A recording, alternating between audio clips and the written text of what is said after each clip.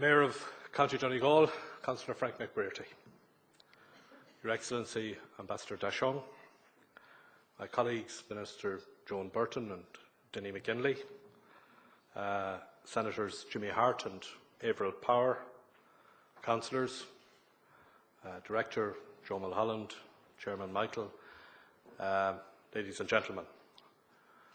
What a great evening to be in Donegal.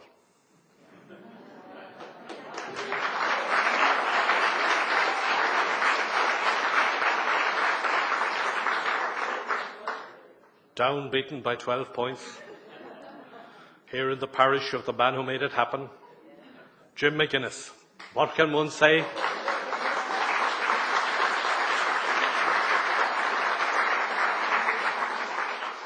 There's a man who reformed and rebuilt the state of Donegal football.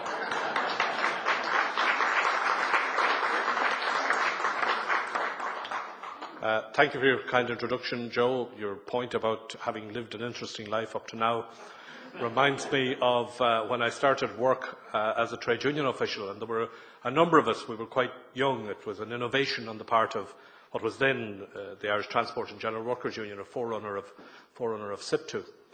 And the tradition had been in the union that you served your time as a shop steward and you worked your way up and so on. And for a variety of reasons, around the time that I went to work for the union, a new practice was adopted, at least temporarily, whereby a number of young people, some of us coming out of college, were recruited as union officials. And I remember one senior official who took a very dim view of this new innovation. And every time we used to meet him, his greeting was, "Have they caught you out yet?" So it's a bit like that. I am delighted to be here, to have the opportunity to present this lecture in honour of John Hume. Through a lifetime of work, determination, courage, persistence and vision, John Hume, more than most, has shaped the Ireland in which we live today. I'm particularly pleased to be asked to give the 2012 John Hume Lecture, since this year marks the centenary of the foundation of the Labour Party. It is fitting, in a year of celebration and reflection for Labour, that I should pay tribute to a man who for many years led our sister party in Northern Ireland, the Social Democratic and Labour Party. A man who stood courageously for the core Labour values of civil rights, equality and peaceful democratic politics. The theme of this year's proceedings here in Glentees is reforming and rebuilding our state. Throughout the 100 years of our existence, reforming and rebuilding Ireland is and always has been the Labour Party's mission. Reform not for its own sake, but reform for the purpose of building a better and fairer society. As Labour celebrates its centenary, I want to take this opportunity to reflect on how the progressive agenda stands today and, more importantly, what the progressive priorities are for the future. Last Wednesday afternoon, I attended a meeting of the Government's Economic Management Council. The EMC, as it is known, consists of the Taoiseach, Michael Noonan, the Minister for Finance, and the Minister for Public Expenditure and Reform, Brendan Howlin, and myself. This group meets every week, sometimes a number of times a week, together with senior officials to discuss key economic issues and the strategic management of the economic crisis. The EMC itself is a reform, a new way of doing joined-up government across departments and state institutions, a new way of decision-making in a coalition government, a new way to make key economic decisions at the heart of government. What struck me about last Wednesday in particular was how different the tone of the meeting was compared to some of the EMC meetings that we had in the first few months of the life of this government. In those early days, the crisis that we faced was existential. There were days when I feared for the financial survival of this state. Today, while the problems we face are still grave, we are in a much stronger position. Following agreement at the European Council on Ireland's bank debt, and given the progress that we have made on a number of core economic issues, including our significant stimulus package, our prospects of economic recovery have been substantially improved. No one doubts that there are still difficulties to confront. No one doubts that the true test of progress is the creation of jobs and improving the situation of those thousands of families in Ireland who have been profoundly affected by the crisis. But we now have a far stronger platform on which to build. The core task of our government is to deal with the deep economic crisis that we inherited and to build a sustainable economic recovery. It is our clear and stated aim to restore financial stability, renew growth and, above all, to create jobs, to restore our economic sovereignty by exiting the EU-IMF programme. And as leader of the Labour Party, it is clear to me that these are the first priorities for any progressive agenda. But this is also a government of reform, determined that this moment of crisis will also be a genuine turning point. One of my abiding memories of John Hume is from late 1993, when he was moved to tears at the funeral of the victims of the Grey Steel massacre. It was one of the darkest moments of the Troubles, a low point of sectarianism that threatened to drown the tentative moves towards peace. But it was also a turning point, a moment when people saw the vital necessity for dialogue. That dark and difficult time was almost 20 years ago. The Ireland that we live in today is virtually unrecognisable. The Troubles as we knew them are at an end. We have a functioning power-sharing government in Northern Ireland. Ministers from north and south of the border meet regularly in a north-south ministerial council to discuss matters of common interest. And the visit of Queen Elizabeth has opened a whole new chapter in the relationship between Ireland and Britain, which was subsequently documented in the joint statement of the Taoiseach and Prime Minister Cameron. Who would have thought that this was possible only 20 years ago? 20 years ago, homosexuality was effectively illegal in the Republic and divorce was banned by our Constitution.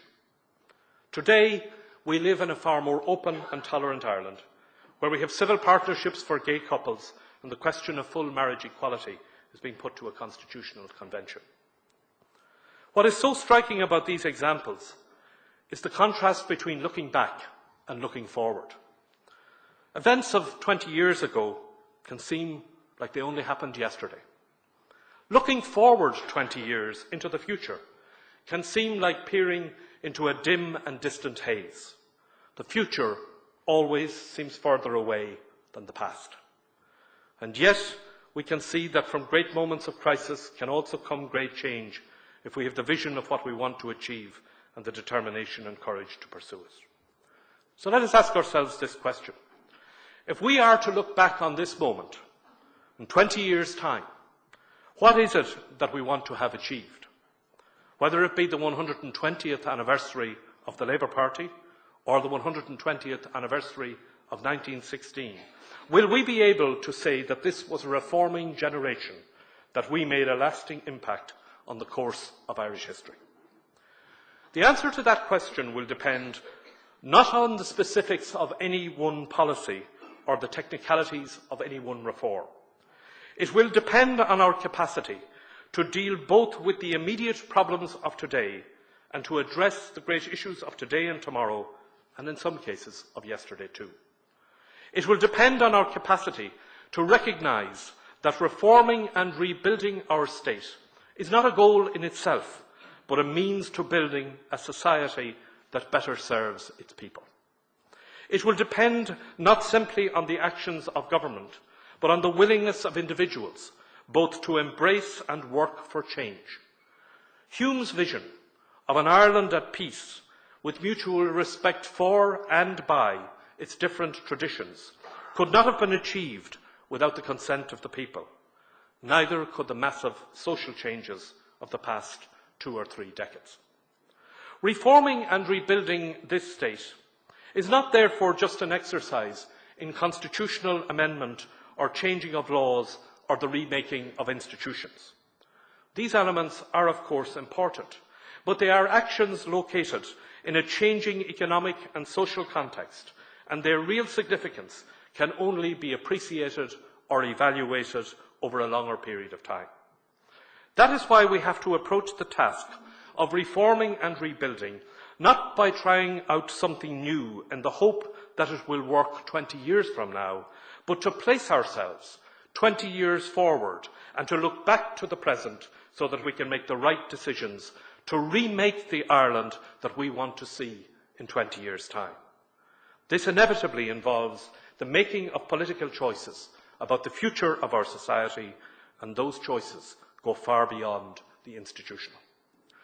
Reforming and rebuilding the state cannot happen in isolation from the great changes that are taking place in the world around us. At times of crisis, it is all too easy to turn inwards, to focus on repairing what was broken at home, but failing to prepare for what is happening beyond our own horizons is like fixing the ceiling while ignoring that the house is missing a roof or that a new housing estate is being developed all around us. We can no longer think of reform and rebuilding this state as a purely domestic project. Our state does not stand in splendid isolation. We have, as a result of the Good Friday Agreement, a developing set of relationships, some of them institutional, with Northern Ireland and with Britain. We are an integrated part of a changing European Union, and we share a currency with 16 other states. We share a world where economics is global, communications are instant, and we have common concerns about peace, security, energy, environment and climate. Today, the European Union spreads from the Atlantic coast of Connemara to the Black Sea. In 20 years' time, will the EU's border stretch to the Russian steppes? Today, we are a union of 27 member states. 20 years from now, that number could be closer to 40. Ireland was a member state when there were only 9. How are we, as a small state, to exercise our influence and leadership in a much bigger and more populous union? Ireland's presidency of the EU at the beginning of next year will be crucial, as we are unlikely to occupy that role again for at least 14 years. Our chairmanship of the Organisation for Security and Cooperation in Europe is also important in this context, as it enables us to provide leadership in an international organisation which is important to aspiring EU member states. The context is not even confined to Europe. Economically, many believe that this will be the Asian century. That is why we are putting a new emphasis on our political and trade relationship with the countries of Asia, including China. The visit to Ireland by Chinese Vice President Xi Jinping earlier this year was hugely important, as was the subsequent visit by the Taoiseach and the signing of a strategic partnership agreement between China and Ireland. But if Asia is the new economic power in the early decades of the 21st century, then Africa is the coming continent. 7 of the world's 10 fastest growing economies are in Africa. Africa can go from being a net food importer today to feeding a growing world population. Some world powers, especially China, already recognise this. Ireland is uniquely placed to develop a thriving relationship with the African continent. We carry no colonial baggage, and we have built a relationship for friendship and respect in Africa through our development aid programme and right back to the work of our missionaries. We can build on this, and that is why last year we launched our African strategy, charting the progress that we can make from aid to trade. What does a growing global population mean for finite resources? Global commodity prices are rising, having fallen steadily during the 20th century. Now, if the only way is up, and it's not certain that it is, will scarcity be the mother of invention, or will it be the mother of tension? One thing is certain, will be the globalisation of the drive to reduce greenhouse gases. Following Durban last December, The clock is ticking on agreeing a binding deal on carbon reduction by 2015, coming into force by 2020. In 20 years' time, the oil race will have become its opposite. The race to decarbonise economic growth is already underway. The future rests with those countries who, like Ireland, can produce large amounts of renewable energy. 20 years from now, we will really value the fact that 90% of this country's territory is the seas and the oceans around us. The National Maritime Policy, which has just been completed by government, is the blueprint for the rebuilding of this state, not just as 26 counties of land, but of our vast and resource-rich maritime area as well. Since the Great Famine, and before it, the economy of Ireland has not, for any sustained period of time, provided a secure and sustainable living for all of the people of Ireland. On any analysis of Irish economic performance over a century or more, forced emigration stands out as our greatest failing. And yet, we should and we do have the resources, the knowledge, the skills and the capacity to build an economy here that provides good and sustainable jobs for our people. We can build an export-led, knowledge-driven economy that is connected to the main sources of global economic growth. We should never again allow ourselves to become dependent on any one sector or any one market, and certainly not on the domestic property sector. In the 21st century, Ireland must connect itself to the economic opportunities that are emerging in the East and in Africa. When we look back on this moment in 20 years' time, we should see this as a time when Ireland reassessed its position in the global trading system, when we made a long-term and strategic decision to build relationships in the new and emerging economies, including China, relationships that complement rather than replace our existing markets and relationships in Europe and North America. 3 times since the Second World War, in the 1950s, the 1980s and in the last decade, bad economic management in Ireland has led to economic stagnation. We cannot go on like this.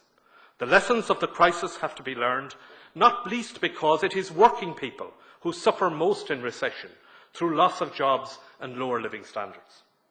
A small open economy has to manage its public finances prudently and with a far greater eye to long-term sustainability. That is a lesson that the Nordic social democratic economies learned decades ago. In passing the European Stability Treaty, we have adopted a set of rules which will provide for better management of our affairs. We have established a Fiscal Advisory Council to cast an independent eye over forecasts and budgets. And critically, the European Union has now decided to establish a banking union so that the regulation of banking and the costs of banking failures will in future be managed on a collective European basis. This must be the moment when we break out of the cycle of economic crises, for the sake of the children who are born this year and who will be approaching college graduation 20 years from now and entering the labour market. We all know the phrase from the 1916 proclamation about the Republic cherishing all the children of the nation equally. Too often, in the recent past, those words have been a reproach to us rather than an inspiration. Too many times as a state, we have failed our children. In this too, the present crisis must be a watershed.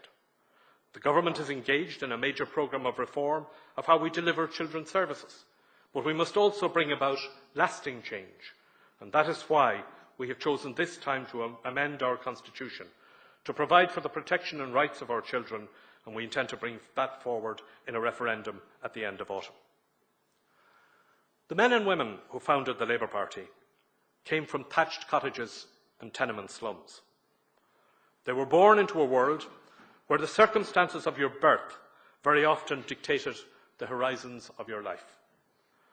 No one can say that in the past 50 years, economic progress in Ireland has not brought social progress.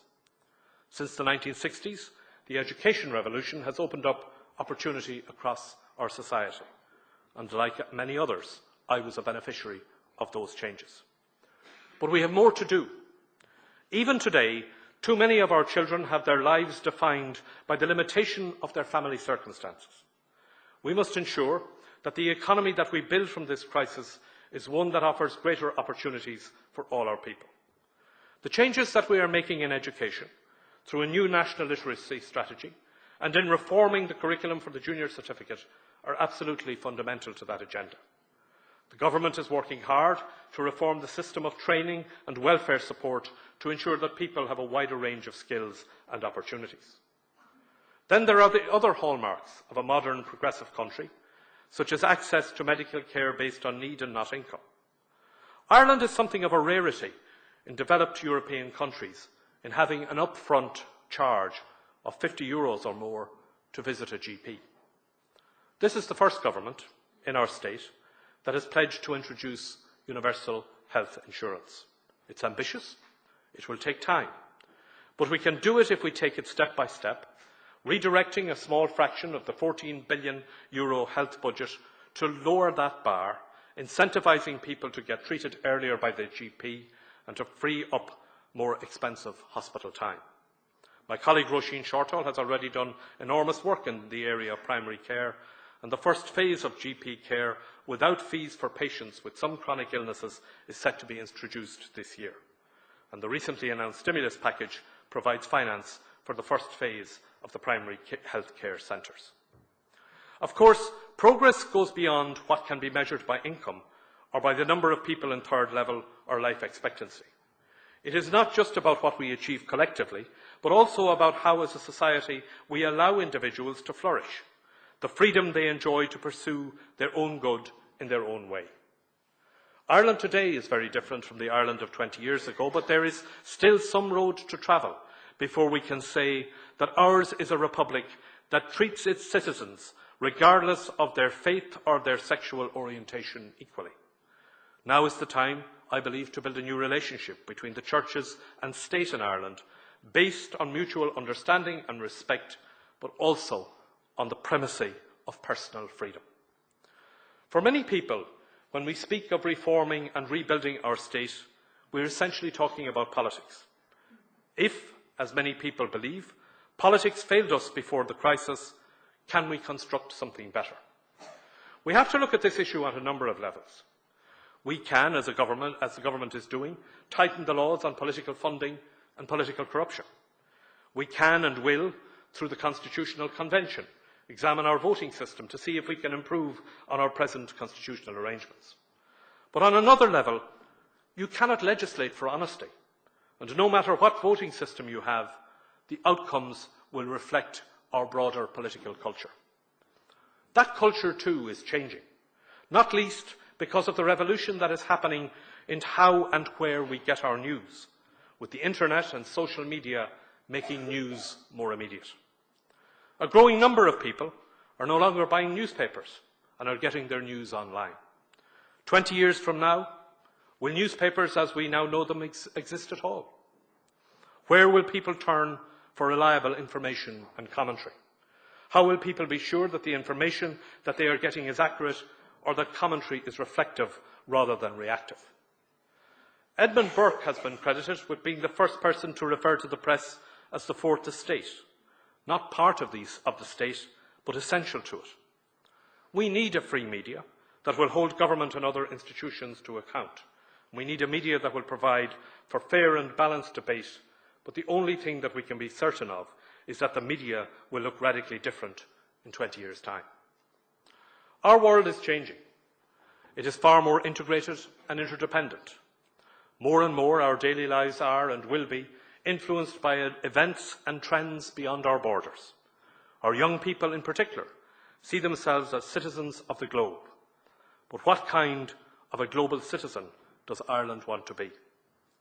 20 years ago, Mary Robinson moved us all to tears when she shed for the people of Somalia. Today, once again, famine stalks the Horn of Africa. One thing that we can be proud of in how we have managed this crisis is that as a country, we have kept faith with the world's poorest people. We have managed to sustain our aid effort and our engagement in development cooperation, especially in Africa. Of course, there are also benefits to Ireland in what we do, and we will, over time, see maturing ties of trade as well as aid. As a result of our history, we can identify with those affected by what is still one of the world's greatest ills, hunger, and nutrition is a strong focus for our aid programme.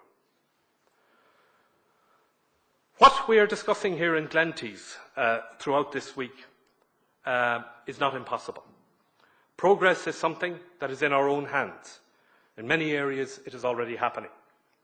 When we think of reforming and rebuilding our state, we inevitably come back to political and institutional architecture. Perhaps it is only in 20 years' time that we will appreciate the massive reform and rebuilding agenda which is already underway. A constitutional convention, dominated not by experts and politicians, but 2/3 of whose members will be individual citizens chosen at random. The holding of a referendum to decide whether we have one parliamentary chamber or two and whether we should have a Senate at all. The reduction in the membership of Dáil Éireann, even at a time when our population is increasing. The plans that we have for the biggest reform of local government since the 1890s. The major overhaul of public bodies as part of the biggest reform of our public services, driven by a dedicated Department of Public Expenditure and Reform. The major changes in the way in which state companies are now managed through the creation of New Era. And there are many more examples. 20 years from now, some of these changes will stand out more than others. And it would not surprise me if the one that is valued most 20 years from now is the decision that we made recently to establish a state water utility company to manage our water resources. Clean and sustainable water may be the great resource issue of the 21st century. And to deal with that challenge, we have decided to establish a water utility that will keep water in public ownership and provide the finance for it. I am hopeful for our future. I believe that Ireland is a good country with enormous reserves of talent, determination and grit. Our economy will recover, but it is not simply enough to put the pieces back together again. We must build something better and new. This crisis can be a turning point. We can build a new and better Ireland, and if, like John Hume, we have the vision, the courage, the determination and the tenacity, not just politicians or government, but every one of us. Go raibh míle maith.